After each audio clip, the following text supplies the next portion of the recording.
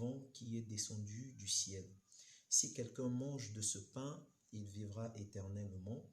Et le pain que je donnerai, c'est ma chair que je donnerai pour la vie du monde. Cette écriture nous parle de beaucoup de mystères et nous n'allons pas vraiment creuser tout ce verset. Mais nous voulons parler seulement d'une chose, le pain qui descend du ciel. Et quand nous lisons bien l'écriture, le Seigneur parle d'un pain vivant. Naturellement comme ça, on ne peut pas voir un pain qui vit. Parce que le pain, quand on le mange, c'est un pain qui est cuit. Mais quand le Seigneur Jésus parle du pain vivant, il met ce pain-là en opposition avec un pain ou encore un aliment qui était descendu dans le désert, c'est-à-dire la manne qui avait été donnée au peuple d'Israël.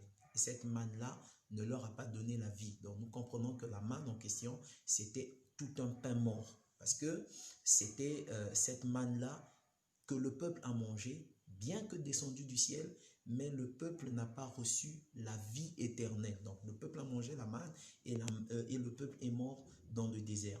Et donc cette manne, c'était la loi, parce que la loi aussi venait de Dieu. Mais la Bible dit que la loi n'a pas pu emmener l'homme à la perfection. La loi n'a pas pu sauver l'homme. Donc il a fallu maintenant qu'il y ait un pain vivant, c'est-à-dire un pain qui marchait, un pain qui parlait, un pain qui pouvait guérir les malades, un pain qui pouvait se déplacer, un pain qui pouvait se mouvoir. Et l'Écriture dit que ce pain-là, il est descendu du ciel pour donner la vie au monde. Donc nous comprenons que le monde n'a pas la vie sans ce pain. Nous comprenons que le monde est dans la mort et que la véritable vie pour le monde provient donc de ce pain-là, ce pain qui était vivant.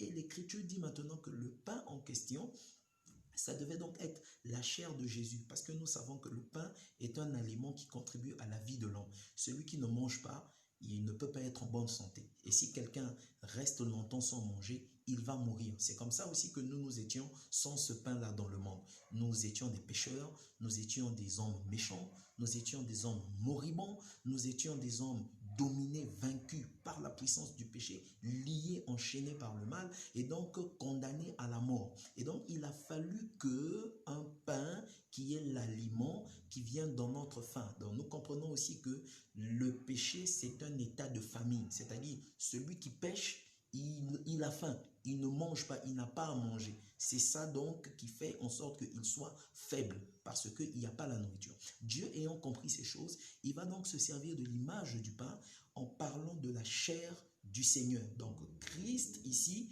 présente sa chair comme étant le pain. Or, un pain, pour qu'on puisse le manger, il doit être cuit. Donc, il fallait maintenant que la chair du Seigneur Jésus soit mise à mort à la croix parce que la croix, c'était ça, le four, c'était le feu du jugement. Donc, Christ mourant à la croix, il nous donne donc par sa vie la possibilité de recevoir la vie éternelle, la possibilité d'avoir la vraie vie. Pas la vie du monde, pas la vie de la chair, pas la vie des aliments naturelle, mais la vie spirituelle, elle est devenue accessible à partir du moment où la chair de Christ a été cuite à la croix. Voilà pourquoi il dit, je donne, le pain que je donne, c'est ma chair que je donne pour la vie du monde. Donc Christ, en donnant sa chair à la croix, nous avons reçu la vie. Mais nous avons reçu la vie comment?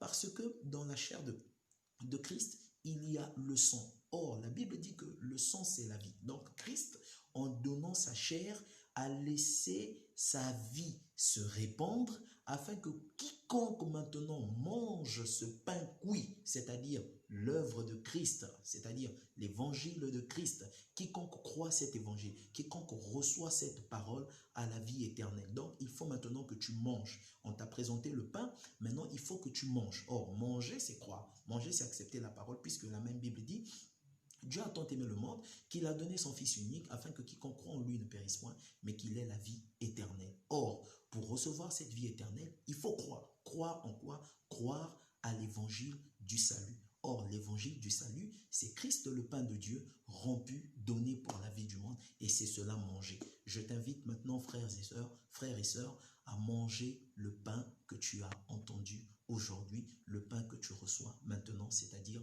crois cette parole de tout ton cœur et tu n'auras plus jamais faim, c'est-à-dire tu seras délivré du péché. Merci beaucoup. Shalom chez vous. À nous revoir très bientôt.